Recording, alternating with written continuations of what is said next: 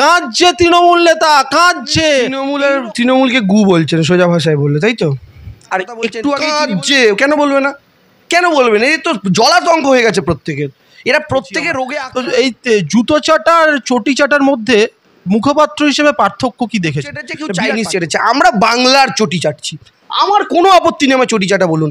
শুভেন্দু চটি চাটতে চাটতে এখন রোজ ভাত খেতে খেতে আপনার একদিন বিরিয়ানি খেতে ইচ্ছা হয় না? তো শুভেন্দু রোজ চটি চাটতে চাটতে মনে হচ্ছে এবার একটু ব্রিটিশের বুট চাটি, তাদের একটু চাটি, গুজরাটি বুট জুতো চাটি। আর আমি তো গর্ব করে চটি চাটি, আমার কোনো অসুবিধা নেই, বাংলার চটির অসাধারণ স্বাদ, আমরা বাংলার চটিই চাটবো। কুণাল ঘোষ কি সেই ক্ষেত্রে, যেটা শোনা যাচ্ছিল দিলীপ ঘোষ আসতে পারে তৃণমূলে, আবার কুণাল ঘোষ কি উল্টো দিক দিয়ে যেতে পারে বিজেপিতে, কিন্তু বিভিন্ন জায়গায় মিডিয়াতে, সোশ্যাল মিডিয়াতে দেখা যায় তৃণমূল কংগ্রেস এখন দ্বিধা বিভক্ত। একটা হচ্ছে মমতা ব্যানার্জির লবি, আর একটা হচ্ছে অভিষেক ব্যানার্জির লবি। মমতা ব্যানার্জির লবি যারা পুরনো দিনের সৈনিক ছিল তারা, অভিষেক ব্যানার্জির লবিতে অবশ্যই দেবাংশুর নাম একটা প্রথম দিকে আসে। তো দেবাংশু, কি মনে হয় যে একটা ব্যানারকে কেন্দ্র করে 6 মাসের মধ্যে নতুন তৃণমূল, এই কথাটা যখন কল্যাণ ব্যানার্জি বলেছিলেন তাকে নিয়েও কিন্তু রীতিমতো বিদ্রোহ বিক্ষোভ দেখা গেছিলো তৃণমূলের অন্দরে। আমরা মমতা ব্যানার্জিকেই আমি নেত্রী হিসাবে মনে করি, রীতিমতো তার পুষ্পতলিকা পুরানো থেকে শুরু করে নেতার দুর্নীতির লিস্ট কিন্তু একেবারে লম্বা, যেখানে কলেজ সার্ভিস কমিশন, দমকল দুর্নীতি, মাদ্রাসা সার্ভিস কমিশন, সমবায় খাদ্য দপ্তর থেকে শুরু করে একাধিক স্তরে কিন্তু দুর্নীতি, পঞ্চায়েত স্তর থেকে মুখ্যমন্ত্রী বলছে তদন্ত করতে। এই সামনে পঞ্চায়েত ভোট, তারপরে লোকসভা ভোট, এই ভোটে সামগ্রিক দুর্নীতি, এবং যেটা তুমি নিজেই বলছিলে 2 উইকেট পড়ে গেছে, তো এটা কি কোনো প্রভাব পড়বে? যেটা বলা হয়েছে যে এসএসসি দুর্নীতি যে ব্যাপারটা, যেটা এখনই কথা বলছিলাম, যে একাধিক ছাত্রছাত্রী যারা সুযোগ পেয়েও এখনও অবধি সুযোগ পাচ্ছেন না বা চাকরি পাচ্ছেন না, সেক্ষেত্রে অনুব্রত মণ্ডলের মেয়েকে দেখা যাচ্ছে তিনি বাড়ি থেকে সামনেই স্কুলে যান না, বাড়িতে খাতা চলে আসে, সাইন করে, এবং তার একটা ছবি ভিডিও ঘরে বসে নাচ করে, এবং সেই ভিডিওগুলো ভাইরাল হচ্ছে। সিপিএম বলছে, যেটা আগে পয়েন্টে আসি, সিপিএম বলছে আমরা ক্ষমতা আসলে কোনো ভাতা দেবো না, ক্লাবকে টাকা দেবো না, এই যে এসএসসির যারা চাকরি পায়নি তাদের প্রত্যেকে চাকরি দেবো। কি বলবেন? আপনার কথাটাই কোনো একটা জায়গায় সমর্থন করেছেন দিলীপ ঘোষ, বলছেন কলকাতার মানুষ কিন্তু এই দুর্নীতি এসব নিয়ে ভাবে না, শুধু ব্যক্তিগত ব্যাপারগুলো, মানে নিজের ব্যাপারগুলো, এগুলো ছাড়া কিছু বোঝে না, ভোটের সময় সেই তৃণমূলকে ভোট দেবে। আহা দিলীপ দা, আমি আপনার এত প্রশংসা করলাম, আপনি এইটা কথাটা বলেছিলেন না, পাড়ায় পাড়ায় যান, 10টা সরকারি কর্মচারী থাকলে 5টা দেখবেন কমরেডের বউ চাকরি। অভিযোগটা তো দীর্ঘদিন ধরে করছো, সিপিএমের তরফ থেকে উল্টো দিক দিয়ে বলা হচ্ছে, তাহলে একজনের বিরুদ্ধেও কেন সিবিআই হচ্ছে না, একজনের বিরুদ্ধেও কেন ইডি হচ্ছে না, অথবা তোমরা পশ্চিমবঙ্গ সরকার থেকে পুলিশ কেন তদন্ত করছে না, যারা দুর্নীতি করে চাকরি পেয়েছে তাদেরকে কেন জেলে ভরছে না? লোকের উঠোনের ভেতরে ঢুকে উঠোনের ভেতরে, উঠোনের বাইরে বলবে ইনকলাব জিন্দাবাদ, আর উঠোনের ভেতরে ঢুকে বলবে জয় শ্রীরাম। মায়েরা, আমার বেলায় খুব হেসেছিলে, এখন দেখ কেমন লাগে। আমার পাশে এই মুহূর্তে যিনি বসে আছেন তার পরিচয় আলাদাভাবে করাতে হবে না, দেবাংশু ভট্টাচার্য।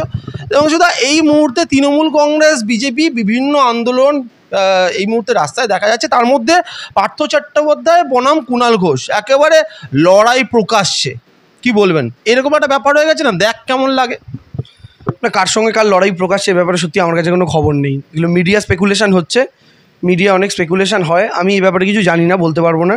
এটা যে ব্যক্তিদের নিয়ে আপনারা বক্তব্য রাখছেন তারা বলতে পারবেন আলাদা করে, কিছু হলে আমি বলতে পারবো না। তবে আমি এইটুকু বলতে পারি যে বিজেপির এগুলো ছড়িয়ে দেওয়ার মার্কেটে একটাই কারণ আমরা কয়েক মাস আগে পর্যন্ত দেখেছিলাম বিজেপির বিভিন্ন নেতারা আলাদা আলাদা পিকনিক করছেন। বিজেপির এক একজন নেতা কেউ কোথাও পিকনিক করে মটন খাচ্ছেন, আবার কেউ কোথাও দেশি চিকেন খাচ্ছেন, এর পিকনিকে ও যাচ্ছে না, ওর পিকনিকে ও যাচ্ছে না। আমি যদি জিজ্ঞাসা করি আপনাদের ক্যামেরার সামনে, দর্শকরা রিলেট করতে পারবেন। আচ্ছা, বিজেপিতে রাজু ব্যানার্জি কোথায় বলুন তো? সায়ন্তন বসু কোথায়? প্রচুর নেতা আমি একে একে নাম বলতে পারি, 2019-20 যারা ফাইট করেছেন বিজেপির হয়ে, লড়াই করেছেন, আমি তাদের সঙ্গে ডিবেট করেছি টেলিভিশন চ্যানেলে, তাদেরকে দেখতে পাচ্ছি না আমরা, তাদেরকে দেখা যাচ্ছে না, তারা কোথায়? বিজেপি উত্তর দেয় না। সে আমাদের ব্যাপারটা আমাদের বুঝে নিতে দিন, বিজেপি আগে নিজের ঘরটা সামলাক, আর বাদবাকি আমাদের তো মাথা নিয়ে কোনো প্রবলেম নেই, এটা আমি ওদের বোঝাতে পারি না। খুব আমি চেষ্টা করি অনেক বোঝানোর, বেচারারা বোঝে না। দেখুন, আমাদের তো ইঞ্জিন ঠিক আছে, এবার ধরুন একটা কম্পার্টমেন্টের সাথে একটা কম্পার্টমেন্টের কিছু সমস্যা হলো, অসুবিধাটা হয় না কেন বলুন তো? কারণ ইঞ্জিন যদি বলে আমি হাওড়া যাবো, সব কম্পার্টমেন্টও হাওড়া যায়। এবার ইঞ্জিন যদি ঠিক করে আমি শিয়ালদা যাবো, কম্পার্টমেন্টও শিয়ালদা যায়। কিন্তু বিজেপির সমস্যা হচ্ছে ইঞ্জিনের ঠিক নেই। এখন বিজেপির ইঞ্জিনের নাম সুকান্ত মজুমদার, প্রাক্তন ইঞ্জিন দিলীপ ঘোষ বলছে লোকটা অপরিণত। তাহলে বাবা দেখা গেল শিয়ালদা যেতে গেছে, রাঁচি ঢুকে গেছে ইঞ্জিন, সমস্যা হয়ে যাবে। তার পরবর্তীকালে আপনি দেখুন শুভেন্দু অধিকারীকে আবার দিলীপ ঘোষ পছন্দ করেন না। সুকান্ত মজুমদার আবার প্রকাশ্য ক্যামেরার সামনে বলছেন যে পুরনো দিনের বিজেপি কর্মীরা কেউ কখনো অসৎ কাজের সঙ্গে যুক্ত হননি। শুভেন্দুকে গিয়ে মিডিয়া জিজ্ঞাসা করেছে, দাদা আপনি তো নতুন তৃণমূল, আপনি কি চোর? সুকান্ত মজুমদার বলছে, শুভেন্দু অধিকারী বলছে আমি প্রকাশ্যে কিছু বলবো না। তো এদের মাথায় গন্ডগোল। আর আপনার যদি মাথায় গন্ডগোল হয়, দেখবেন কিছু পেশেন্ট হয় শরীর সব ভালো হয়, কিন্তু ব্রেন ডেথ হয়ে গেলে তাকে বলে মৃত ধরে নিতে পারেন আপনি, দেহদান করুন, এই করুন, সেই করুন, ফলে ব্রেন ডেথ হয়ে যাওয়া বিজেপি। আর আমাদের ধরুন কোথাও গিয়ে দেখা যাচ্ছে যে আমি ফোড়ার কথা বলেছিলাম, হাতে একটু ফোড়া হয়েছে, ওষুধ লাগালেন হয়ে গেল, অনেকেরই ওই গালে একটা ব্রণ হয়েছে, হ্যাঁ মাথায় একটু চুল উঠে যাচ্ছে, প্রবলেম নেই, গোটা বডি ঠিক আছে, আমাদের ব্রেন মাথা ঠিক আছে। ফলে সংবাদ মাধ্যমের ভূমিকা নিয়ে বারবার প্রশ্ন তুলছেন মুখ্যমন্ত্রী, বারবার দেখা যাচ্ছে। এবং কোনো সংবাদ মাধ্যমে রিসেন্টলি একটা চ্যানেল, টিভি চ্যানেল, নাম বলবো না, প্রমোট করবো না, সেখানে বলা হচ্ছে প্রকাশ্যে যে তৃণমূল নেতা কাঁদছে, তৃণমূল নেতা কাঁদছে, এইরকম নাটক আজকে মানে বর্তমান রাজনীতির পরিস্থিতিতে যেভাবে সংবাদ মাধ্যমে নাটক হচ্ছে, সেই নাটক কি এর আগে দেখা গেছে পশ্চিমবঙ্গের রাজনীতিতে বা পশ্চিমবঙ্গের মিডিয়াগুলো? দেখুন, এখন সংবাদ মাধ্যম, আর দুঃখের বিষয় আমি বলতে বাধ্য হচ্ছি, অধিকাংশ সংবাদ মাধ্যমই আর সংবাদ মাধ্যম নেই, এগুলো এক একটা এন্টারটেনমেন্ট চ্যানেল হয়ে গেছে, বিচিত্রানুষ্ঠান হয় সন্ধ্যেবেলা থেকে, ঠিক আছে, হাত পা নাচিয়ে ফাচিয়ে যে যেমন করে। এটা যদিও এটারও প্রবলেম, মানে কিছু কিছু রোগ আমরা বলি না উড়ে উড়ে এসছে, করোনা চীন থেকে এসছে, এরকম বহু রোগ আছে অন্যান্য দেশে, স্প্যানিশ ফ্লু পশ্চিম থেকে এসছিল, এই রোগটা না দিল্লি থেকে এসছে, মিডিয়ার এই রোগটা, মানে হাত পা নাচাও, চিৎকার করো, চেঁচামেচি করো, লোকে তাহলে বেশি করে দেখবে, কিন্তু বোঝেন আলটিমেটলি কন্টেন্ট কোথায়, সাধারণ মানুষ নিরপেক্ষতাটা কোথায়? যেমন একটা জায়গায় খবর করতে গেলে অবশ্যই তৃণমূলের ভুলটা তুলে ধরতে হবে, বিজেপির ভুলটা তুলে ধরতে হবে, কিন্তু এই ছবিটা কি দেখেছে পশ্চিমবঙ্গের মানুষ? খুব মানে আশ্চর্য ছবি, যেখানে একজন রিপোর্টার, একটা ভালো লেভেলের রিপোর্টার টেলিভিশন চ্যানেলে, তিনি বলছেন তৃণমূল নেতা কাঁদছে। আমি আপনাকে একটা এক্সাম্পল দিচ্ছি না, তৃণমূল নেতা কাঁদছে এটা বলার একটাই কারণ, বেটা ও কাঁদছে, মাইনে পাচ্ছে না ঠিকঠাক, হয়তো দেখুন পয়সা করে দিচ্ছে না, ওই ফ্রাস্ট্রেশন থেকে ওগুলো বলছে, কিছু করেন, ওকে বলে যে যত এইসব করতে পারবি বেশি পয়সা দেবো, এটা করে। আমি কার কথা বলছেন কিন্তু না জেনেই বলছি। আমি আপনাকে 2-3টে এক্সাম্পল দিই। আচ্ছা, কদিন আগে আপনারা দেখলেন যে বিচারপতিকে একজন চিঠি লিখে হুমকি দিল অনুব্রত মণ্ডলের নামে, যে ওকে জামিন না দিলে গাঁজা কেস দিয়ে দেওয়া হবে। বড় বড় সমস্ত মিডিয়া তারা দেখাতে শুরু করলো কি অবস্থা রাজ্যের, এরকম তৃণমূলের লোকেরা চিঠি দিচ্ছে। আচ্ছা, এইটা তো একটা বাচ্চা ছেলেও বুঝবে, তৃণমূলের কেউ যদি করে সে বিচারপতিকে চিঠি লিখে করবে। আচ্ছা, আমার যদি আপনাকে থ্রেট দেওয়ার হয়, ধরুন আমি আপনাকে চিঠি লিখে আমার অ্যাড্রেস লিখে থ্রেট দেবো যেন আপনি এটা প্রকাশ্যে দেখাতে পারেন, দেখুন দেবাংশু থ্রেট দিয়েছে, নাকি আমি হোয়াটসঅ্যাপে একটা কল করবো আপনাকে যেন সেটা রেকর্ড করা না যায়, কোনো ট্রেস না থাকে? আমি তো সেভাবে করবো, আমি চিঠি লিখে থ্রেট দিচ্ছি, আবার তলে আবার স্ট্যাম্প মারছে, যে থ্রেট দিচ্ছে সে আবার তলে স্ট্যাম্প মেরে বলছে গাঁজা কেস দেবো, এই আমার স্ট্যাম্প, আমি বলছি গাঁজা কেস দেবো। এগুলো নিয়েও মিডিয়া লাফাচ্ছে। এই প্রশ্নটা তো প্রথম দিনই উঠে যাওয়া উচিত, যেটা কখনো সম্ভব না। আপনি দেখুন, 2টো কাণ্ড করা হলো, অনুব্রত মণ্ডলকে প্রভাবশালী তকমা দিয়ে জামিন আটকাতে হবে। প্রথম কাজ কি করা হলো আপনারা মনে করে দেখুন তো, একজন চিকিৎসক বোলপুরের, সম্ভবত বীরভূমের, সেই চিকিৎসক বলল যে অনুব্রত মণ্ডলের চাপে পড়ে আমি তার বেড রেস্ট লিখেছিলাম বলে মিডিয়ার সামনে বলে এলো। মনে আছে তো সেই চিকিৎসকের কথা? আচ্ছা, যে চিকিৎসক ভয় পেয়ে নাকি অনুব্রত মণ্ডলকে লিখে দিয়েছে বেড রেস্ট, তার ভয়টা সন্ধেবেলা মিডিয়ার বুম দেখে উঠে গেল উত্তেজনায়, স্টার হয়ে যাবো আমি, বলে দিই একটু।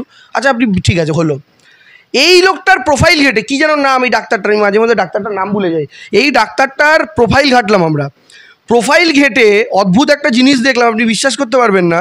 এই ডাক্তারটা বিজেপির কর্মী, বিজেপির সমর্থক, এবং এই ডাক্তারটা 2019, 2020 সমস্ত বছরগুলো জুড়ে তৃণমূল, এই দেখুন আমি একটু আপনার ক্যামেরাতে দেখাতে অনুরোধ করব, আমি জানি না দেখানো যাবে কি না, দয়া করে যদি ক্যামেরাটা সামনে হয়, চন্দ্রনাথ অধিকারী, তিনি পোস্ট করেছেন নরেন্দ্র মোদীকে নিয়ে, দেখতে পাচ্ছেন? এক সেকেন্ড ক্যামেরাটা সরাবেন না, আমি আরেকটা ইন্টারেস্টিং জিনিস দেখাচ্ছি।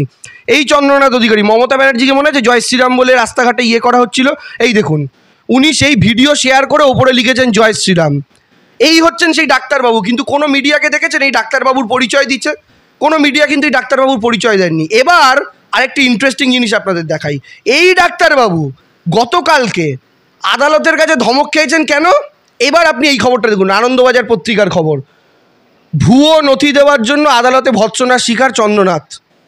তাহলে এর কি পরিচয় পাওয়া গেল? প্রথম পরিচয় ইনি বিজেপির সমর্থক, দ্বিতীয় পরিচয় ইনি ভুয়ো তথ্য এর আগেও দিয়েছেন, আদালতে ধমক খেয়েছেন। তাহলে যে লোকটা ভুয়ো তথ্য দিয়ে আদালতের কাছে ধমক খায়, সো কল্ড মিডিয়ার কাছে, সে হচ্ছে ব্লু আইড বয়, সে হচ্ছে হিরো, এবং তার কথাই বেদবাক্য। সে এটা ভাবলো না যে একজন বিজেপি সমর্থক সে এটা মিডিয়ার কাছে মিথ্যে কথাও বলে থাকতে পারে, কারণ এই কথাটা বললে সিবিআইয়ের আদালতের কাছে বলতে সুবিধা হবে, দেখুন অনুব্রত মণ্ডলের এত প্রভাব যে সে একটা ডাক্তারকে দিয়েও মিথ্যে কাগজ লেখাতে পারে। প্রথমে এই চক্রান্তটা করা হলো, এটা সাকসেসফুল হলো, মিডিয়াগুলো চিয়ার লিডার, আর আমাদের সিপিএম কংগ্রেস তো আছে চিয়ার লিডার পশ্চিমবঙ্গে, এগুলো আর কোনো কাজ নেই। দেখবেন বিরাট কোহলি 6 মারছে, দুজন থাকেন করে ঝুনঝুনি নাচাচ্ছে ওপরে, ঠিক আছে, গৌতম গম্ভীর মারছে, রাসেল মারছে, এদের কাজ হচ্ছে কি এরা মাঠে থাকে না, ময়দানে কিন্তু আমার বিরোধী দল বিজেপি তারা রয়েছে, মিডিয়াগুলোও মাঠে ময়দানে খেলছে, সিপিএম কংগ্রেস হাতে দুটোই লাল নীল কাগজের ওই বান্ডিল নিয়ে এরকম ঝিনঝিন ঝিনঝিন করছে, পুরো চিয়ার লিডার হয়ে গেছে। আমাকে আপনি বলুন, প্রথমে এটা করলো, সেকেন্ড কি করলো, এরকম একটা চিঠি লিখলো আদালত। এবার আমি ভাবুন বিচারপতি, আমি যদি দেখি আমাকে কেউ বলছে তুমি যদি জামিন না দাও গাঁজা কেস দিয়ে দেবো, আমার কি ভয় হবে? আমার হবে একে ব্যাটা যদি আমি জামিন দিয়ে সত্যি সত্যি যদি আমার কোনো ক্ষতি করে, তাই তো? তার মানে আপনি প্রথমে আদালতকে আইনি প্রক্রিয়ায় প্রভাবিত করার চেষ্টা করলেন যে দেখুন একজন ডাক্তার এর কথা শুনে লিখতে পারে, সেই ডাক্তার আবার পরে কনফেস করছে, একে জামিন দেওয়া যাবে না, ডাক্তার আদালত সেটা খাবে স্বাভাবিকভাবে, এবং তারপরে আপনি স্বয়ং বিচারপতিকেই ভয় খাইয়ে দিলেন। তাহলে কি হবে? এই মিথ্যা প্রক্রিয়াগুলো করে একজনের জামিন আটকালো। একটা সংবাদ মাধ্যম আলোচনা করেছে, একটা সংবাদ মাধ্যমে সন্ধ্যাবেলা ডিসকাশন হয়েছে, যে লোকটা এরকম ভুয়ো কাজ করে, যে লোকটা বিজেপির সমর্থক, তার কথা আমরা কিভাবে বিশ্বাস করতে পারি? আমি তো আপনাদের প্রমাণ দেখালাম তার প্রোফাইলের, এবং এইগুলো যখন আমরা প্রকাশ করি ফেসবুকে, তারপরে উনি ওনার প্রোফাইল লক করে দেন। কখন লক করবেন আপনি আপনার প্রোফাইল? আপনি যদি ক্রিমিনাল হন তখনই তো আপনি আপনার প্রোফাইল লক করবেন। মানে নর্মালি যারা লক রাখে আলাদা ব্যাপার, বহু লোক আছে আমাদের পার্সোনাল প্রোফাইল, কিন্তু এইটা হঠাৎ করে আপনি প্রোফাইল খোলা আছে আপনি লক করে দিলেন কেন? তার মানে আপনার নিশ্চয়ই ক্রিমিনাল মেন্টালিটি আছে। এগুলো করা হচ্ছে, মিডিয়াগুলো নিয়ে বলছেন। আরেকটা এক্সাম্পল দিই, 1 মাস ধরে খবর হলো অনুব্রত মণ্ডলের দেহরক্ষী সাইকেলের 100 কোটির সম্পত্তি, আপনারা শুনেছেন। সিপিএম বিজেপি কংগ্রেস সবাই মিলে বললো 100 কোটি 100 কোটি 100 কোটি বলে লোকের কানে মাথায় ঢুকিয়ে দিল। এখন কি বলছে ইডি না সিবিআই?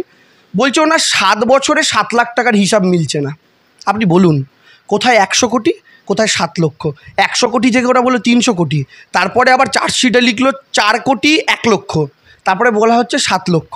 তাহলে 7 লক্ষ মানে 100 লক্ষে 1 কোটি, আর এরকম কত লক্ষ হলে তারপরে গিয়ে 100 কোটি হয়, আর এরকম কত লক্ষ হলে তারপরে গিয়ে 300 কোটি হয়। আপনি 7 লাখ যার হিসাবের গরমিল তাকে আপনি 100 কোটির ভিলেন বানিয়ে দিলেন।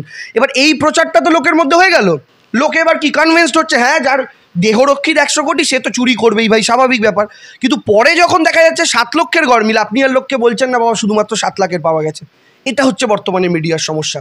সারদা কাণ্ডের সময় মদন মিত্রের নাকি দুবাইতে ফ্ল্যাট আছে, মদন মিত্রই জানে তার দুবাইতে ফ্ল্যাট আছে, সুদীপ বন্দ্যোপাধ্যায়ের নাকি সিঙ্গাপুরে রয়েছে, সব টিভি চ্যানেলগুলোতে বললে ইডি সূত্রে পাওয়া খবর, সিবিআই সূত্রে। এই সূত্রগুলো আপনি দেখেছেন? সুতোগুলো এত সুতো না লাটাইতে গোটালে আপনি ঘুরিয়ে ওড়াতে পারবেন বিশ্বকর্মা পুজো সরস্বতী পুজোর দুবার, এত সূত্র এদের মিডিয়ার কাছে।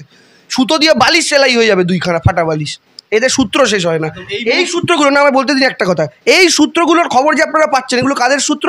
বলে সিবিআই সূত্রে, ইডি সূত্রে। আচ্ছা ওরা যে আপনাকে একদম যুধিষ্ঠিরের পুত্র সন্তান সত্যি কথা খাওয়াচ্ছে, কি করে বুঝছেন আপনি?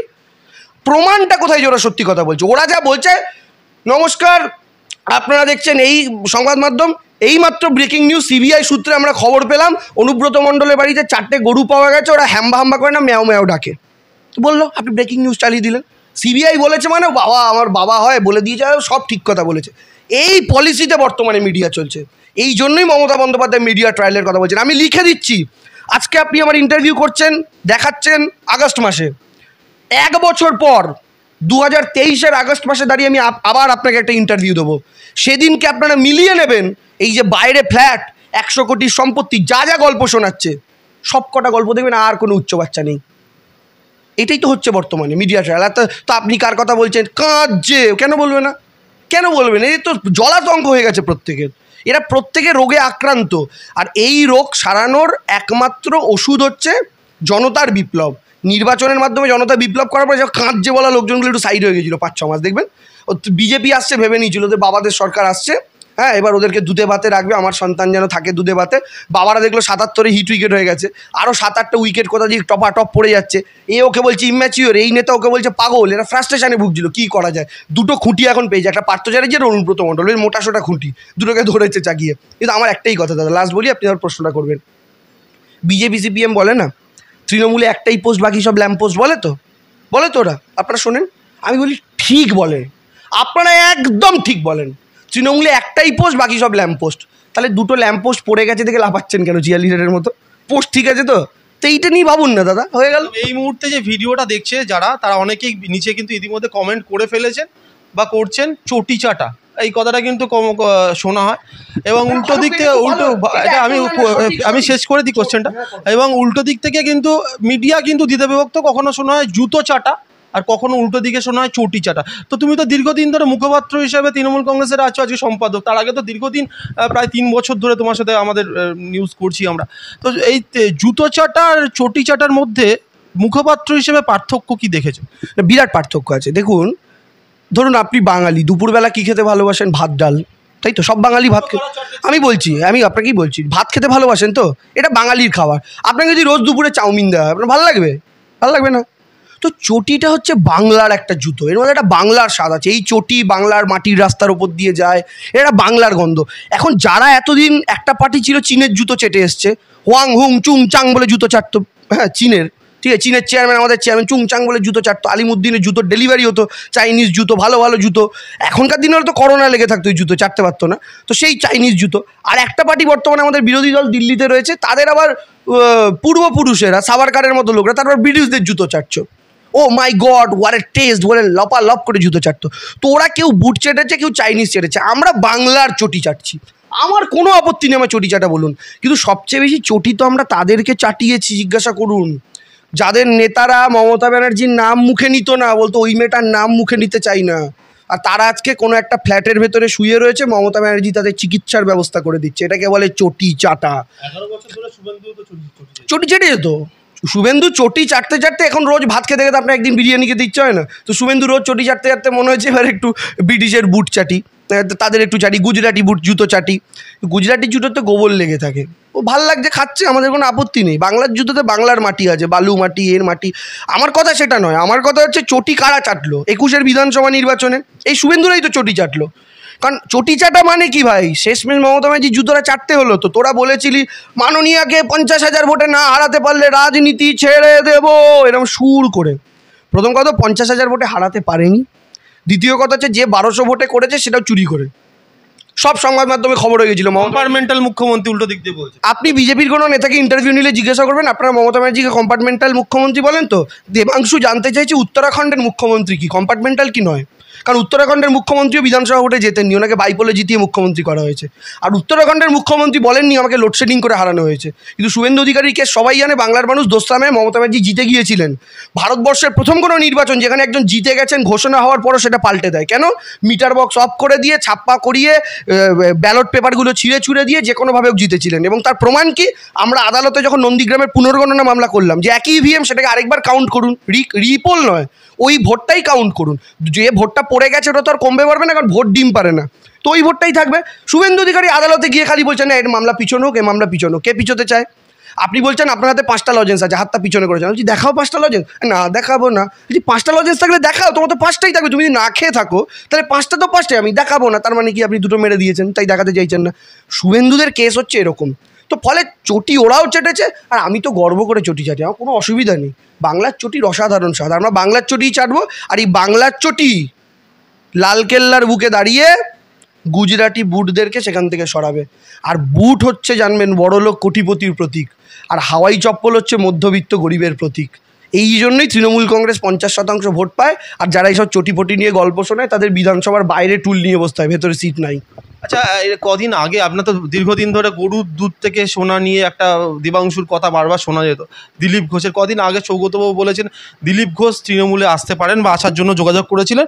অন্যদিকে দলের কোনো পদ ব্যবহার করছেন না বা দলের যে সেটা ব্যবহার করছে না কুণাল ঘোষ, অন্তরালে কুণাল ঘোষ। এটা কিন্তু কালকে থেকে দেখা যাচ্ছে, 2-3 দিন ধরেই দেখা যাচ্ছে, এবং কোনো কথা বলছেন না। কুণাল ঘোষ কি সেই ক্ষেত্রে, যেটা শোনা যাচ্ছিল দিলীপ ঘোষ আসতে পারে তৃণমূলে, আবার কুণাল ঘোষ কি উল্টো দিক দিয়ে যেতে পারে বিজেপিতে, এর মানে কিন্তু একটা বিভিন্ন জায়গায় মিডিয়াতে, সোশ্যাল মিডিয়াতে দেখা যাচ্ছে। কি বল না, আপনারা যেটা বলতে চাইছেন ঘষে ঘষে এক্সচেঞ্জ, ওরকম কেস কিছু গল্প নয়। আমি আপনাদের এইটুকু বলতে পারি যে প্রথম কথা কুণালবাবু ননই, উনি আমাদের দলের খারাপ সময়ের সৈনিক, তিনি লড়াই করেছেন। তো সেটা কুণালদা বলতে পারবেন কি ব্যাপার। তবে বৈঠক এড়িয়ে চলছেন কুণাল ঘোষ, কারোর কোনো কাজ থাকতেই পারে, পার্সোনাল কাজ। ধরুন আবার খবরে দেখলাম 2 দিন দলীয় বৈঠকে করেছে। আরে আমার যদি পেট খারাপ, আমি 4 দিন যেতে পারি না কোথাও, তো একটা মানুষকে শরীর খারাপ হওয়ার সুযোগ দেবেন না? তো অসুস্থও তো সে হতে পারে, এগুলো নিয়ে খোঁজ নেওয়াটা উচিত, প্রথম কথা। আর দ্বিতীয় কথা হচ্ছে আমি দিলীপ ঘোষকে যতদূর চিনি, দেখুন এটা আমি কিন্তু রাজনৈতিক তৃণমূল কংগ্রেসের মুখপাত্র হিসেবে বলছি না, আমি ব্যক্তিগত স্তরে দেবাংশু হিসাবে বলছি, মানে একজন পলিটিক্যাল অবজারভার হিসাবে দিলীপ ঘোষকে আমি যতদূর চিনি আমার মনে হয় না তিনি অন্য কোনো দলে কখনোই যাবেন, কারণ দিলীপ ঘোষ কিন্তু লয়াল। আপনি যদি আমাকে বলেন বিজেপির আর 5টা মাথা এখন যাদেরকে দেখা যায় তারা কি কোনোদিন অন্য দলে যেতে পারেন, আমি আপনাকে বলতে পারি হ্যাঁ যেতে পারেন কি যাবেনি। দিলীপ ঘোষ দিয়ে আমি আপনাকে সে কথাটা বলতে পারি। দেখুন, সব দলে তিনি আদর্শের বিরোধী হতে পারেন, কিন্তু সব রাজনৈতিক দলে এমন কিছু মানুষ থাকেন যাদেরকে আমরা হলফ করে বলতে পারি যে এই লোকটা অন্তত কখনো দল পরিবর্তন করবেন না। আমি বিজেপির ক্ষেত্রে যদি একজন মানুষকে নিয়ে এটা হলফ করে বলতে পারি তিনি অবশ্যই দিলীপ ঘোষ। এবার জানি না আমার এই হলফ করাটা কতটা সত্যি হবে, তবে মনে হয় না একজন পলিটিক্যাল অবজারভার হিসেবে উনি কখনো দল চেঞ্জ করবেন, কোনো দলেই যাবেন। গত এক সপ্তাহ ধরে একটা ছবি, একটা ভিডিওকে কেন্দ্র করে নানা সরগরম হচ্ছে যে তৃণমূল কংগ্রেস এখন দ্বিধা বিভক্ত। একটা হচ্ছে মমতা ব্যানার্জির লবি, একটা হচ্ছে অভিষেক ব্যানার্জির লবি। মমতা ব্যানার্জির লবি যারা পুরনো দিনের সৈনিক ছিল তারা, অভিষেক ব্যানার্জির লবিতে অবশ্যই দেবাংশুর নাম একটা প্রথম দিকে আসে। তো দেবাংশু, কী মনে হয় যে একটা ব্যানারকে কেন্দ্র করে 6 মাসের মধ্যে নতুন তৃণমূল দেখতে চাইছে বা নতুনভাবে তৃণমূলকে প্রেজেন্ট করাবে, তাকে কেন্দ্র করে যে রাজনীতিক চাপান্ত, যে দুটো ভাগে বিভক্ত তৃণমূল কংগ্রেস, কি বলবে এটা নিয়ে মুখপাত্র হিসেবে কি বল? আচ্ছা, আমাকে বলুন তো, যত মত তত পথ, এই কথাটা কে বলেছিলেন? আপনি বলুন একটু, কে বলেছিলেন? রামকৃষ্ণ। তো ধরুন আপনি রামকৃষ্ণর এই কোটেশনটা দিয়ে একটা ব্যানার টাঙাচ্ছেন, ঠিক আছে? যত মত তত পথ, তলায় লিখলেন শ্রী রামকৃষ্ণ, তার বক্তব্য কোটেশন। সেখানে ছবি কি আপনি বামাখ্যাপার দেবেন? নয়তো। যার কোটেশন আপনি তার ছবি দেবেন। অভিষেক বন্দ্যোপাধ্যায় জলপাইগুড়িতে একটা সভা থেকে বলেছিলেন 6 মাসের মধ্যে নতুন তৃণমূল দেখতে পাবেন। তার এই কোটেশনটা ইউজ করে একটা ব্যানার হয়েছে, তো সেখানে অভিষেক বন্দ্যোপাধ্যায়েরই ছবি আর নাম থাকবে। It's quite natural. এটা দলীয় তো কোনো পোস্টার নয় যেখানে মমতা ব্যানার্জির ছবি থাকবে। দলীয় পোস্টার হলে থাকতো, একটা স্বেচ্ছাসেবী সংগঠন তারা পোস্টারটা দিয়েছেন, তো এটা ন্যাচারাল যে সেখানে তার কোটেশন থাকলে তারই ছবি থাকবে, প্রথম কথা। দ্বিতীয় কথা হচ্ছে, আমাদের দলের একটাই লবি, বিশ্বাস করুন, মমতা ব্যানার্জির লবি। আমরা প্রত্যেকটা তৃণমূল, এই যে আমি তৃণমূল কংগ্রেস করতে এসেছি, আমি তৃণমূল করতে এসেছি মহিলাটাকে দেখেই, আর কাউকে দেখে নয়, মমতা ব্যানার্জিকে দেখেই আসা। এবার মমতা ব্যানার্জিকে দেখে আসার পরেও আপনি দেখবেন আজকে রামকৃষ্ণদেবেরও পুজো হয়, আজকে বামাখ্যাপারও পুজো হয়। কেন পুজো হয়? কারণ তারা হচ্ছেন মায়ের সবচেয়ে বড় ভক্ত, তাই তো? তো মায়ের যেমন পুজো হয় তেমন কিন্তু লোকে তাদের যে ভক্ত তাদেরও পুজো করেন, তাদেরও আরাধনা করেন। তো অভিষেক বন্দ্যোপাধ্যায় হচ্ছেন মমতা বন্দ্যোপাধ্যায়ের সেই ভক্ত, সেই অনুরাগী, যে কারণে অভিষেক বন্দ্যোপাধ্যায়ের এত অনুরাগী, যে উনি মমতা বন্দ্যোপাধ্যায়ের প্রকৃত অনুরাগী। মমতা বন্দ্যোপাধ্যায়ের যে সংগঠন, মমতা বন্দ্যোপাধ্যায়ের যে আদর্শ, সেটাকে তিনি বাংলার কোণে কোণে ছড়িয়ে দেওয়ার জন্য লড়াই করছেন। আমরাও তার একটা সৈনিক। ফলে আমাদের নেত্রী মমতা বন্দ্যোপাধ্যায়, তারকে সামনে রেখে যে যুদ্ধ, তার সেনাপতি অভিষেক বন্দ্যোপাধ্যায়। কে লবির গল্প কারা আনছে? শুনুন, আমি আজকে ক্লিয়ারলি বলি, মমতা ব্যানার্জি ছাড়া তৃণমূল কংগ্রেস শূন্য। ক্লিয়ারলি এটা শুনে রাখুন। এই যে বললেন, আপনি প্রশ্নটা করলেন, আমরা যারা তৃণমূল কংগ্রেস করি, বিশেষ করে আমি আমার কথা বলতে চাই, আমরা মমতা ব্যানার্জিকে দেখেই তৃণমূল কংগ্রেস করতে এসেছি, মমতা ব্যানার্জির জন্যই তৃণমূল কংগ্রেস করতে এসেছি, আর অন্য কোনো কারণ নয়, শুধুমাত্র ওই 65 বছরের মহিলাটার জন্য। এক্ষেত্রে একটা প্রশ্ন, কয়েক মাস আগে এই কথাটা যখন কল্যাণ ব্যানার্জি বলেছিলেন, তাকে নিয়েও কিন্তু রীতিমতো বিদ্রোহ, বিক্ষোভ দেখা গেছিল তৃণমূলের অন্দরে। আমরা মমতা ব্যানার্জিকেই আমি নেত্রী হিসাবে মনে করি। রীতিমতো তার পুষ্পতলিকা পুরানো থেকে শুরু করে নেতা, দেখুন তার পুষ্পতলিকা কারা পুড়িয়েছিলেন, আমাদের দলের কিনা, আমি সেসব বলতে পারবো না, এবং এই ব্যাপারে আমি বক্তব্য রাখা সাজেও না, আমি খুব ক্ষুদ্র মানুষ। তবে আমি এইটুকু বলতে পারি, কল্যাণ ব্যানার্জি যখন বলেছিলেন মমতা ব্যানার্জি ছাড়া কাউকে নেতা বলে মানি না, অভিষেক বন্দ্যোপাধ্যায় তার পরের দিন একটি চ্যানেলের ইন্টারভিউতে বলেছিলেন কল্যাণ ব্যানার্জি ঠিক বলেছেন, আমিও মমতা ব্যানার্জি ছাড়া কাউকে নেতা বলে মানি না। এটা শুনেছেন আশা করি আপনি। ফলে এখানে তো বিরোধের কোনো জায়গা নেই, আমাদের সবারই তো এটাই স্ট্যান্ড, তৃণমূলের প্রত্যেকটা কর্মীরই তো এটা স্ট্যান্ড, তারা মমতা ব্যানার্জিকেই তাদের নেত্রী মনে করেন। দিদি যদি আজকে তৃণমূল কংগ্রেস কর্মীদের বলেন এই কর্মসূচিটা নাও, প্রত্যেকটা তৃণমূল কংগ্রেস কর্মী হই হই করতে করতে নেবে। মমতা ব্যানার্জি তাদের কাছে নেত্রী, মমতা ব্যানার্জি তাদের কাছে আদর্শ।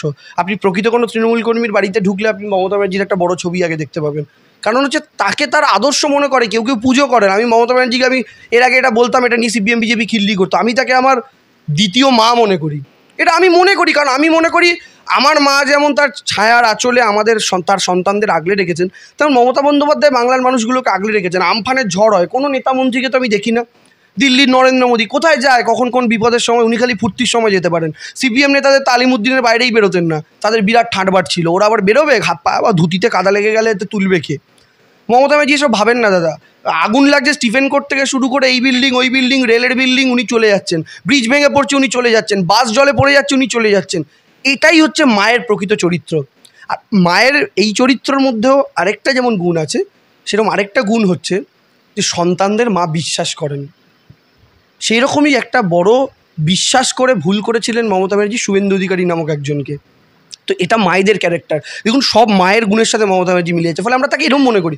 কারা লবির গল্প বলে আমি জানি না, যারা বলে তারা মূর্খের স্বর্গে বাস করছে। একদম বর্তমান পরিস্থিতিতে, রাজনৈতিক পরিস্থিতিতে সিপিএম বিজেপি আপনারা বলছেন একসাথে মিলেমিশে একাকার হয়ে গেছে, কিন্তু তারপরেও দুর্নীতির লিস্ট কিন্তু একেবারে লম্বা, যেখানে কলেজ সার্ভিস কমিশন, দমকল দুর্নীতি, মাদ্রাসা সার্ভিস কমিশন, সমবায় খাদ্য দপ্তর থেকে শুরু করে একাধিক স্তরে কিন্তু দুর্নীতি, পঞ্চায়েত স্তর থেকে মুখ্যমন্ত্রী বলছে তদন্ত করতে। এই সামনে পঞ্চায়েত ভোট, তারপরে লোকসভা ভোট, এই ভোটে সামগ্রিক দুর্নীতি এবং যেটা তুমি নিজেই বলছিলে 2টো উইকেট পড়ে গেছে, তো এটা কি কোনো প্রভাব পড়বে পশ্চিমবঙ্গের মানুষের মধ্যে, এবং সেটা কি বিজেপির ভোট ব্যাংকে অনেকটা প্লাস পয়েন্ট হয়ে দেখা? প্রথম কথা হচ্ছে, আপনি যে দুর্নীতিগুলোর নাম বললেন তার মধ্যে একটাও প্রমাণিত নয় এখনো। যে কটা লিস্ট আপনি মুখে বললেন, একমাত্র এসএসসি নিয়ে যেটা, ওটা এখন অবধি তার দুর্নীতি পাওয়া গেছে, কিছু মানুষ গ্রেফতার হয়েছেন, জাজমেন্টও তো পরে আসবে। আপনি যে কটা বললেন ওগুলো একটা এখনো প্রমাণিত নয়। নার্সিং নিয়ে কদিন আগে একটা হচ্ছিল, ওটাকে দুর্নীতি বলে সিপিএম বিজেপি চালানোর চেষ্টা করছিল, পরে দেখা গেল না, ওটা বোঝার ভুল, দুর্নীতির কোনো ব্যাপার না, এবং টেকনিক্যালও কোনো এরর নয়, এটা একদম ফ্রেশ। জেনারেল তালিকার মধ্যে এসসি এসটি ওবিসির অনেকে ঢুকে গেছিলেন, তাই জেনারেল প্রার্থীরা বিক্ষোভ দেখাচ্ছিল। এবং আমরা প্রত্যেকে নিয়ম জানি যে একজন এসসি এসটি ওবিসি তিনি যদি নর্মালি ধরুন 80% 90% নাম্বার করলো, সে কিন্তু জেনারেল তালিকাতেই ঢুকবে, তার ওটা আলাদা রিজার্ভেশনের তালিকায় হবে না। তো এটা আমরা প্রত্যেকে জানি, ওইটা হয়েছিল, ওটা নিয়ে একটু গন্ডগোল হয়েছিল, তারপরে দেখা গেল কিছুই না। এগুলো নিয়েও সেরকম হচ্ছে। বাকি রইল পঞ্চায়েত। দেখুন, দুর্নীতি 100% তৃণমূল কংগ্রেস নির্মূল করে দেবে, এটা আমি আপনাকে আজকেও বলতে পারবো না। 10 বছর পরে তৃণমূল ক্ষমতায় থাকলে আমি আপনাকে বলতে পারবো না। গোটা পৃথিবীতে কোনো জায়গা থেকেই দুর্নীতি সরিয়ে দেওয়া সম্ভব নয়। কেন সরিয়ে দেওয়া সম্ভব নয় জানেন?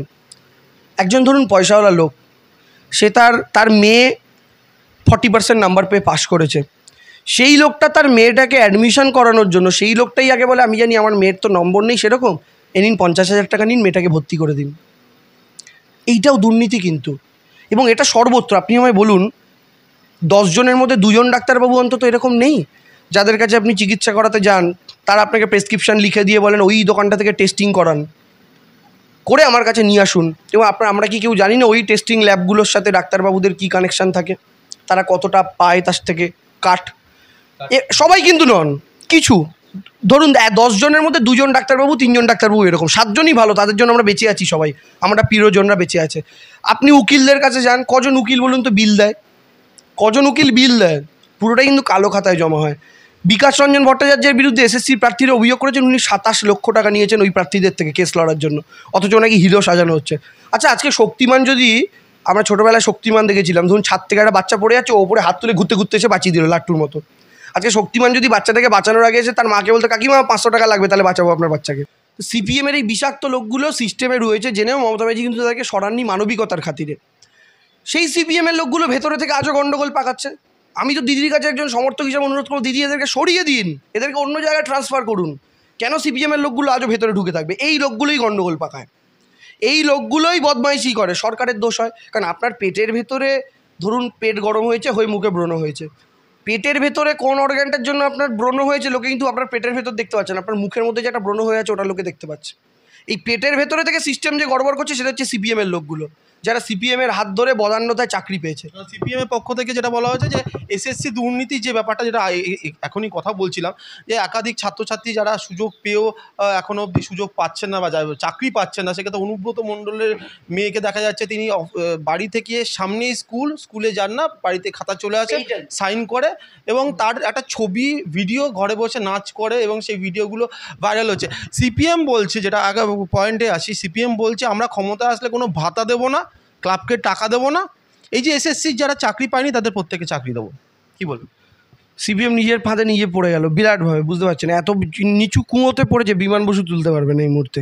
কেন আমি এটা এক্সপ্লেনেশনে আসছি, তার আগে হচ্ছে তার বাড়িতে নাকি ওই অ্যাটেন্ডেন্সে সই করাতে আসতো। এটা কে দেখেছে বলুন তো আমাকে? এই যে কথাটা মার্কেটে ভাসিয়ে দেওয়া, প্রত্যেক দিন অ্যাটেন্ডেন্স থাকতো স্কুলে, না তিনি যে যেতেন না, এইটাই বা কে বলেছে? কে জানতে পারছে? আপনারা তো মিডিয়ারা তারা অনুব্রত মণ্ডলের ইন্টারভিউ নিতেন, যেখানে তিনি বড় বড় বিভিন্ন রকমের তার রাজনৈতিক বক্তৃতা দিন বা তিনি তার মিডিয়া বাইট দিন। অনুব্রত মণ্ডল তার মেয়ের কেউ বাইট নিয়েছেন কখনো? তো তার মেয়ে কলেজে যেতেন কি না, স্কুলে যেতেন কি না, অ্যাটেন্ডেন্সে ও স্কুলে গিয়ে সই করতেন কি না, এটা কে জানলো, কীভাবে জানলো? এটা তোমার সবচেয়ে বড় প্রশ্ন। মার্কেট একটা কথা ভাসিয়ে দিচ্ছে। আমি যদি কালকে বলি সুজন চক্রবর্তী রোজ মন্দারমণি ঘুরতে যায়, ঠিক কোনো মানে আছে এটা আমি বলে দেবো হঠাৎ করে? আমার কি পাগলা কুত্তায় যেদিন কামড়েছে? কোর্টে এই কেস তিনি উপস্থিত ছিলেন কোর্টে, তার পরের দিনও কিন্তু তিনি স্কুলে যাননি, সেটাও কিন্তু সংবাদ মাধ্যমে দেখানো। তার পরের দিনও তিনি উপস্থিত ছিলেন না। অনুব্রত মণ্ডলের বডি, পরের দিন তিনি উপস্থিত ছিলেন না, অ্যাটেন্ডেন্সে কি তার সই ছিল? অনুব্রত মণ্ডলের অ্যাটেন্ডেন্সে কি সই ছিল? তাহলে তাহলে আপনি দুটোকে রিলেট করছেন কি করে, যে উনি না থাকলেও অ্যাটেন্ডেন্সে সই হয়ে যায়? এই সূত্র দুটো কি করে জুড়ছে? এর আগে এনাকে নিয়ে বলা হলো যেন মনে হচ্ছিল উনি দুর্নীতি করে চাকরি পেয়েছেন। উনি ওনার সমস্ত কাগজপত্র নিয়ে আদালতে গেলেন, আদালতের গেটে ঢোকার মুখে বিচারপতি বললেন না না লাগবে না বাবা, বাড়ি চলে যাও, হয়ে গেছে, তুমি যে এসছো এই দেখে আমি খুশি। এটা কি চলছে বলুন তো? তাহলে ওই মেয়েটা যদি চুরি করে চাকরি পেয়ে থাকে, আপনি অঙ্কিতা অধিকারী থেকে টাকা পয়সা নিয়েছেন, আপনি এর থেকেও নিন, কিন্তু এই মেয়েটা কাগজপত্র নিয়ে আদালতের সামনে গেলে আপনি বাড়ি পাঠিয়ে দিলেন কেন? জনতার সামনে প্রকাশ্যে আসতে দেবেন না যে ও সত্যি সত্যি অনেস্টলি চাকরি করছে? এটাও তো হতে পারে। দেখুন, আমি আপনি তো কেউ জানি না, আমরা আইদার মিডিয়াতে শুনছি বা আদালতে শুনছি, আমরা কিন্তু এখানে প্রত্যেকে তৃতীয় ব্যক্তি, ফলে আমাদের কাছে একতরফা খাওয়ানো হচ্ছে, আর আমরা খাচ্ছি, খেয়ে খেয়ে বুড়ি হয়ে যাচ্ছে। এই জন্য বাঙালিরা তো কোলেস্টেরল সমস্যা, আমরা খেয়ে নিই, একতরফা খেয়ে নিই, চিবাইও না, এটা হচ্ছে মুশকিল। এই এটা খাওয়ানো হলো কদিন। এবার আপনি আমার একটা কথা বলুন, আপনি বললেন সিপিএম বিজেপি থেকে বলা হচ্ছে ওই কিসের কথা, এসএসসি আমরা ভাতা দেবো না, কিন্তু চাকরি যারা এসএসসি দুর্নীতিতে নাম আছে, তার যাদের এসএসসিতে যে প্যানেলে যাদের নাম আছে তাদের প্রত্যেকে চাকরি দেবো, কিন্তু কোনো ভাতা দেবো। আমি আপনাদের বিজেপিদের করার জন্য একটা অনুরোধ করলাম, তো এই প্রশ্নটা প্লিজ করবেন। সিপিএমের কাউকে যদি প্রশ্নটা করেন, আপনি ইয়েস অর নোতে 3টে উত্তর চাইবেন। আমার একটা অনুরোধ সাংবাদিক হিসাবে আপনার কাছে, বলবেন ভাই ইয়েস অর নোতে 3টে উত্তর দিতে হবে, কোনো এটা কিন্তু ব্রড কোশ্চেন নয়, মানে ইয়েস অর নো, ইয়েস হলে ইয়েসে ঠিক, নো হলে নো, এর বাইরে কিছু বলা যাবে না। কি আপনারা ক্ষমতায় এলে লক্ষ্মীর ভাণ্ডার রাখবেন কি রাখবেন না?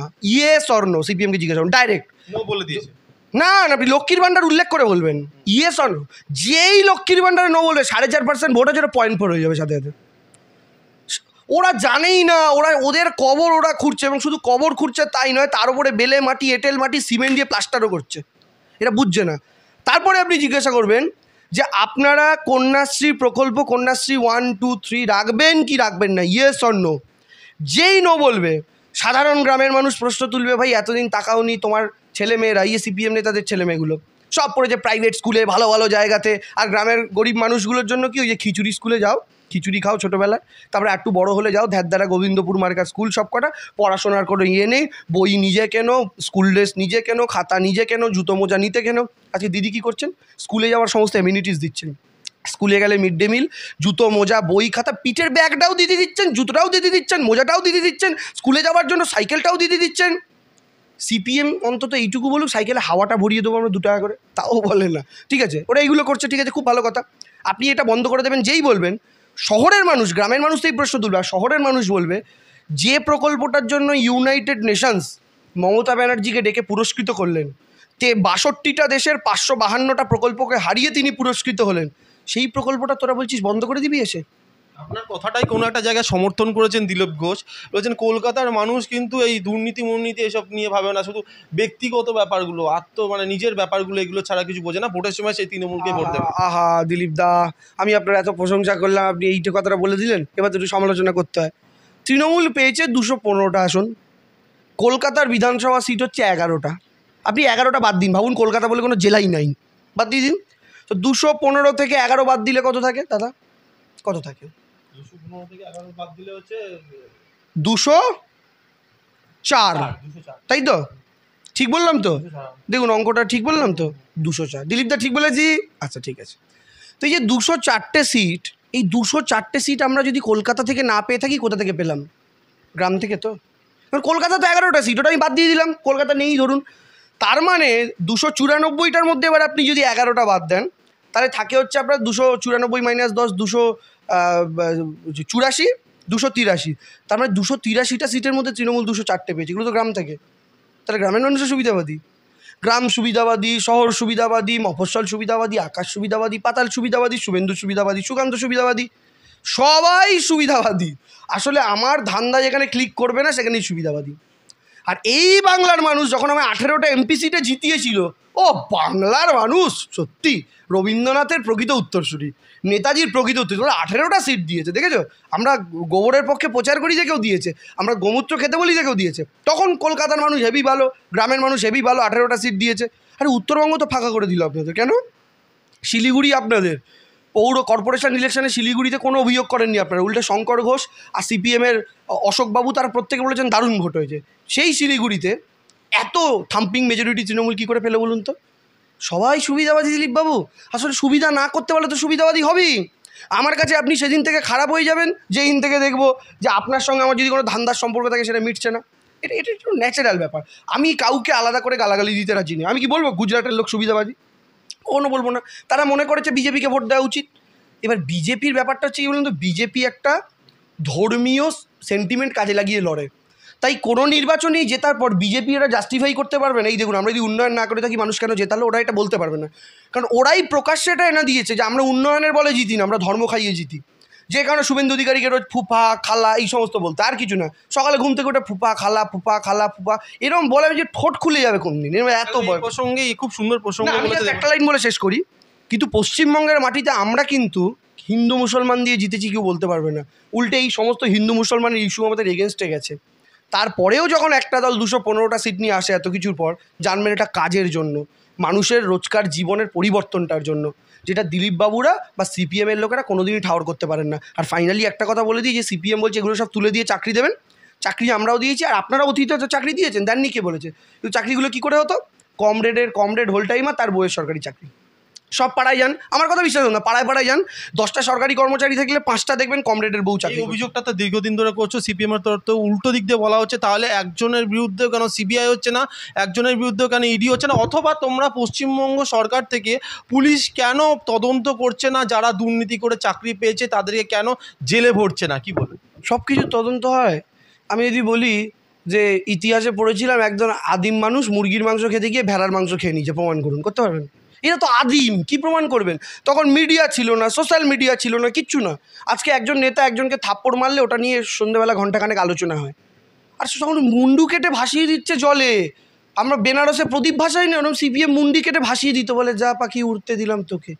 এই খবর কোথায় হবে? পরের দিন কঙ্কাল পাওয়া গেছে 5 বছর 10 বছর পর, কে খবর করবে? কিন্তু লোকের পাড়ায় তো এ প্রমাণ আছে।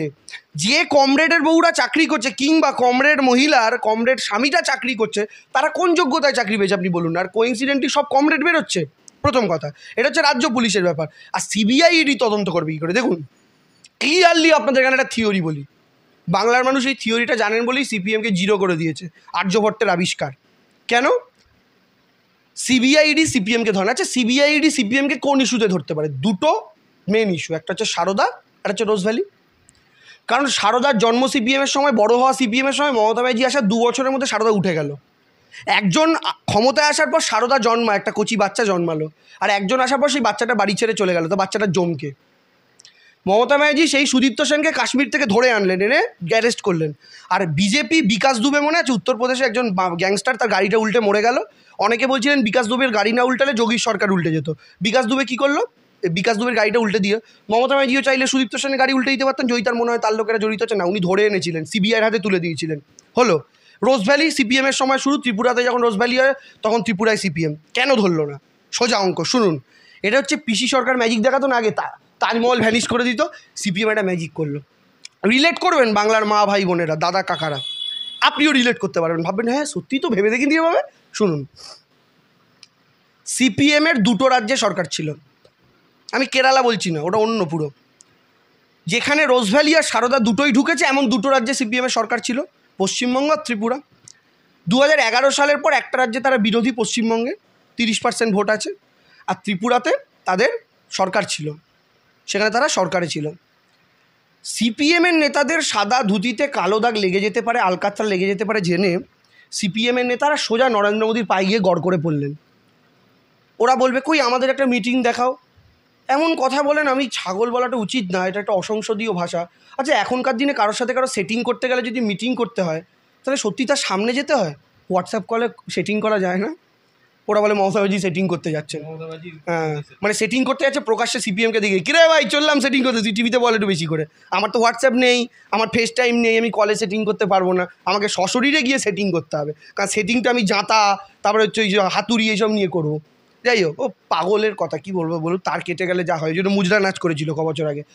এবার কথাটা হচ্ছে সিপিএম নেতারা নরেন্দ্র মোদীর সঙ্গে সেটিং করলেন, বলেন মোদিজি আমাদের কোনো নেতাদের আপনি টাচ করবেন না, কারণ আমরা তো মরে গেছি। দেখুন, মরে যাওয়ার আগেও একটা লোক অন্তত এই চিন্তাটা করে মরে, লোকে যেন আমি মরার পর আমায় খিস্তি না মারে, গালাগাল না করে, লোকে যেন বলে না লোকটা মরে গেছে, অনেক কিছুই করছিল কিন্তু লোকটা ভালো ছিল। দেখবেন মরে যাওয়ার পর সবাই একটা কথা বলে লোকটা ভালো ছিল। ওই সিপিএম মরে গেছে এখন, এখন লোকে বলে ভালো ছিল সিপিএমের নেতার। এটার কারণটা কি? এটা যেন বলে, তার জন্য মরার আগেও লোকে পাপস্খলন করে যায়, যে আমি মরার পর অন্তত যেন লোকে ভালো বলুক। কী করলো? বিজেপির নেতাদের গিয়ে বললো যে আপনারা প্লিজ আমাদের ধরবেন না, দুটো শর্ত। নরেন্দ্র মোদীরা বললো কী করবে, আমার লাভ কি তোমায় না ধরে, আমার যদি তদন্তে আসে আমি ধরবো। সিপিএম নেতারা বললো দুটো লাভ। আমি তো লাভ বলতেই এসছি স্যার, একটু শুনুন। মোদীজি বললো কী লাভ? বললো দেখুন স্যার, আমার হাতে ত্রিপুরাতে গোটা গভর্নমেন্ট আছে, আর পশ্চিমবঙ্গে আমার কাছে 30% ভোট আছে, আমি ত্রিপুরার গোটা গভর্নমেন্টটা আপনাদের নিঃশর্তে তুলে দেবো। মোদীজি বললো সত্যি? বলো সত্যি। বলে ঠিক আছে, করে দেখাও।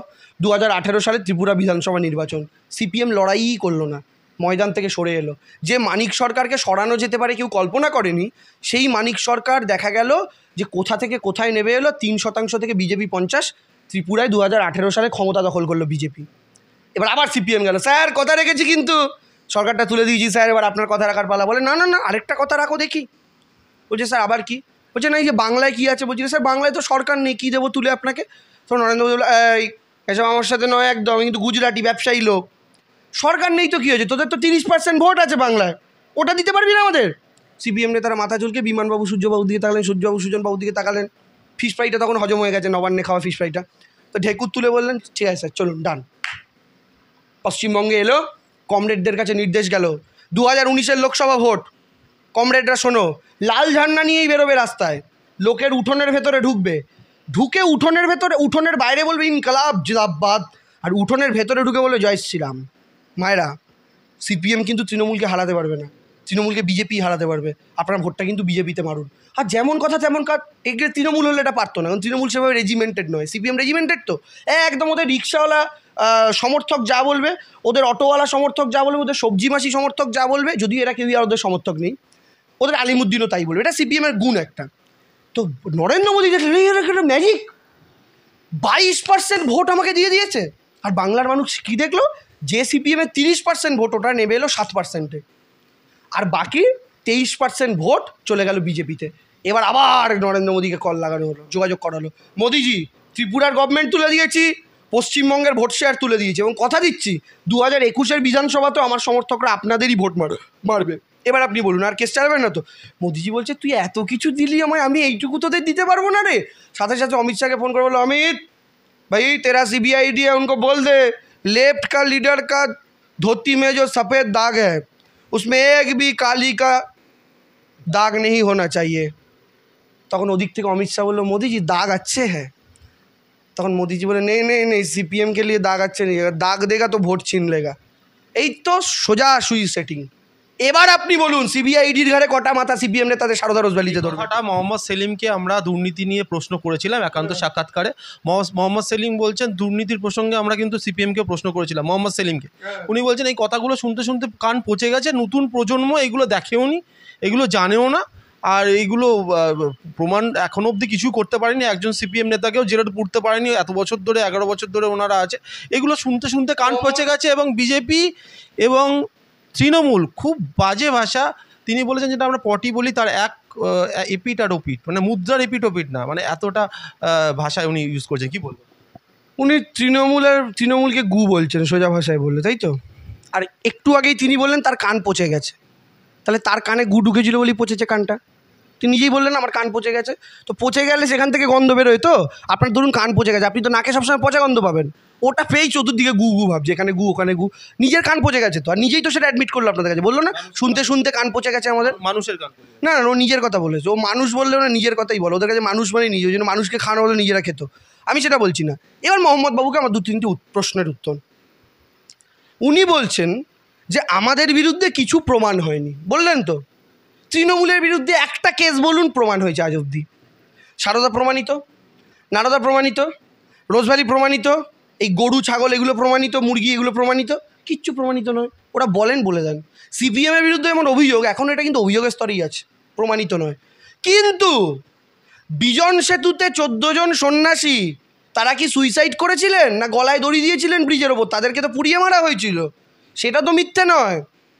এটা তো সত্যি। কে মেরেছিল ওটা ধরতে পারা যায়নি, কারণ প্রমাণ লোপাট করেছে ওদের সরকার ছিল। নন্দীগ্রামে মানুষগুলো তো গুলি খেয়ে মরেছে, তারা তো কেউ মাথায় রিভলভার ঠেকিয়ে সুইসাইড করেনি। এগুলো তো বাংলার মানুষ দেখেছে।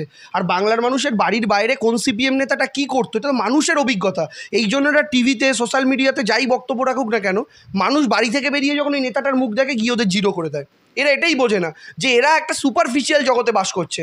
মানুষ 3D দুনিয়াতে বাস করে, 3টে ডাইমেনশন, এক্স ওয়াই, আমরা বলি লেন্থ ব্রেথ হাইট, এই যে ডাইমেনশন এটা 3 ডাইমেনশন। সিপিএমের লোকেরা সবসময় 4th 5th ডাইমেনশানে বাস করে। ওই জন্য ওরা না প্রকৃত পৃথিবীর দুনিয়াটার মধ্যেই থাকেন, ওরা একটা ভার্চুয়াল জগতে বাস করে। ওরা ভাবে ফেসবুকের রিয়াকশনের মাধ্যমেই সরকার গঠন হবে, যে যতগুলো লাভ রিয়াকশান সিপিএমের ততগুলো সিট। এরা বোঝে না ওটা রিয়াকশানেই সীমাবদ্ধ। ওই বুদ্ধবাবুকে দেখে লাভ রিয়াকশান মারছে লোকজন, ওটা দেখে ভাবছে বুদ্ধবাবু হিরো, আর আজকে বুদ্ধবাবুকে ডাকিয়ে একটা মিটিং করান, 12টা লোক জোগাড় করে শোনান আপনি। আমি কোনো ব্যক্তির ব্যাপারেও যাচ্ছি না, কিন্তু আমার বক্তব্যের জায়গা হলো মানুষ এই দুর্নীতিগুলো রিলেট করতে পেরেছে না। সিপিএম বিজেপি নেতাদের জেলে যাওয়া, সিপিএম নেতাদের জেলে যাওয়া, সুশান্ত ঘোষ জেলে যায়নি। সুশান্ত ঘোষকে জেলে যখন ঢোকানো হলো, মাটির তলায় কঙ্কাল, মনে আছে? মাটি খুললেই কঙ্কাল বেরোচ্ছে, মাটি খুললেই কঙ্কাল, লোকগুলোকে মেরে মেরে ঢুকিয়ে দিয়েছে। কত মা আছে পাগল হয়ে গেছে, তার সন্তানকে খুঁজে পায়নি, মা তো জানতো না তার ছেলেটাকে জ্যান্ত পুঁতে দিয়েছে। জ্যান্ত ঢুকিয়ে, জানেন, জ্যান্ত ঢুকিয়ে বালতি বালতি নুন ঢেলে তার উপরে চেপে দেওয়া হয়েছিল। এরকম অত্যাচার করেছে জানোয়ারগুলো, বলতে আজকে খারাপ লাগে। আমি গেছিলাম পশ্চিম মেদিনীপুর, ঝাড়গ্রাম, ওখানে সেরকম পরিবারের সাথে কথা বলে এসেছি, সেই বুড়ি মায়ের কান্নাটা শুনে আসুন দিয়ে। এদের অভিশাপে আজকে সিপিএম মুছে গেছে বাংলা থেকে, জীবনে আসতে পারবে না, জীবনে আসতে পারবে। এটা যা করেছে এদের কোনো আইডিয়া নেই। আর এই সুশান্ত ঘোষকে যখন তৃণমূল কংগ্রেস সরকারের সবাই অ্যারেস্ট হলো, সে কিন্তু আজও মামলা চলছে এবং তিনি কনভিক্টেডও হবেন। সেই লোকটা জামিন পেয়েছে, জামিন যে কেউ পেতে পারে, দীর্ঘদিন ট্রায়াল চলে জামিন পায়। যেমন মদন মিত্র জামিনে আছেন, সুদীপ ব্যানার্জিরা জামিনে আছেন, এরা তো জামিনে আছেন, এরা বেকসুরও খালাস হননি, কনভিক্টেডও হননি। এই সুশান্ত ঘোষকে বেরোনোর সময় সিপিএমের নেতাকর্মীরা জবার মালা দিয়ে বরণ করেছে, আপনারাও দেখেছেন সেই দৃশ্য। তো তোরা তো খুনিকে জবার মালা পরাস, তোরা অন্যের দিকে চোরের আঙুল তুলিস, লজ্জা করে না তোদের লজ্জা করে না? আজকে আমরা দেখতে পাচ্ছি কি, গুজরাটে বিলকিস বানু রেপিস্ট, তারা ছাড়া পেয়ে গেল, তাদেরকে বিজেপির নেতারা গলায় মালা দিয়ে বরণ করেছে। এই তো বিজেপি আর সিপিএম, একজন রেপিস্ট খুনিদের গলায় গাঁদার মালা দেয়, আর এখানে যেহেতু লাল পার্টি ওদের লাল ফুল লাগবে, জবার মালা দিয়ে বরণ করে। একটা কথা মাথায় রাখবেন, জবার মালা পাঁঠার গলাতেও পরানো হয়। কখন পরানো হয় জানেন তো? বাংলার মানুষ রাজনৈতিকভাবে সিপিএমকে বলি দিয়েছে বাংলার মাটিতে, মায়ের পায়ের কাছে সিপিএমকে বলি দিয়েছে রাজনৈতিকভাবে। তার আগে পাঠা ম্যাঁ করে, ওরম সিপিএম প্রতিটা ভোটের আগে ম্যাঁ করে। তারপরে দেখা যায় রাজনৈতিকভাবে মুন্ডু যেমন খাসির মাথাটা যেমন জিরো হয়, ওরম একটা জিরো নিয়ে বসে থাকে। আমি আবার বলছি, বাংলার প্রতিটা জায়গায় মানুষ সিপিএমের দ্বারা যে অত্যাচারিত হয়েছে। আপনি জানতো হাওড়া, আমার জেলা হাওড়ার বাগনান থেকে ওখান থেকে একটুখানি যান, দুজন কংগ্রেস কর্মী তারা ভোট দিয়েছিল, সিপিএমকে না দিয়ে কংগ্রেসকে ভোট দিয়েছিল। সেই অপরাধে তাদের কবজিগুলো কেটে নিল বাড়িতে এসে বিকেলবেলা, এবং তারা কবজি ছাড়া অবস্থায় মানুষগুলো আজও বেঁচে আছে। তাদের হাতগুলো দেখবেন, হাতগুলো এখানের পর থেকে আর হাতের অংশটা নেই, তারা এই অবস্থায় আজও বেঁচে আছে। ওই মানুষগুলোকে গিয়ে জিজ্ঞাসা করুন, দাদা সিপিএম বলছে প্রগতিশীল দল, ভোট দেবেন? ও আপনাকে প্রগতি বুঝিয়ে দেবে কাকে বলে। এটা তো একটা উদাহরণ, বাংলার প্রতিটা গ্রামে প্রতিটা শহরে এরকম এক্সাম্পল আছে সিপিএমের অত্যাচারের এক্সাম্পল। তাই এই মোহাম্মদ সেলিমের মতো লোকেরা, এই মোহাম্মদ সেলিম কি বড় বড় কথা বলছে, একটা হসপিটালের ঘর দখল করে বসেছিল, উনি আর ওনার বউ, বাংলার মানুষ জানে না? জিজ্ঞাসা করবেন, তৃণমূল সরকার আসার পর সেই ঘরটা খালি করেছে, পাবলিকের হসপিটালের ঘর দখল করে মোহাম্মদ সেলিম আর তার বউ বসেছিল তৃণমূল আসার পর। এত বড় নির্লজ্জ এরা আবার বড় বড় কথা বলে। রাজ্যের মানুষ কিচ্ছু ভোলেনি দাদা, আগামী দিনেও ভুলবে না। বাংলার মানুষের অভিশাপে সিপিএম জিরো হয়েছে, এবং আমি বলছি এই বাংলার মানুষের অভিশাপেই সিপিএমের আরও সর্বনাশ হবে। আগামী লোকসভা নির্বাচনে দেখবেন 4.5% ভোটও ওরা ধরে রাখতে পারবে না। আর আজকে দেখে আপনার যাই মনে হোক না কেন। অসংখ্য ধন্যবাদ দেবাংশুকে অনেকটা সময় দেওয়ার জন্য। সঙ্গে থাকুন, দেখতে থাকুন ডিজিটাল ইন্ডিয়া গোল্ডেন ইন্ডিয়া। এবং ডিজিটাল ইন্ডিয়া গোল্ডেন ইন্ডিয়া প্রতি বছরের মতো এবারও কিন্তু পুজো পরিক্রমা করছেন। আপনাদের ক্লাব যারা অংশগ্রহণ করতে চান তারা অবশ্য যোগাযোগ করুন আমাদের ফোন নম্বর 8777072015 নম্বরে। সঙ্গে থাকুন, আমাদের লাইক ফলো করুন, সাবস্ক্রাইব করুন, এবং নমস্কার।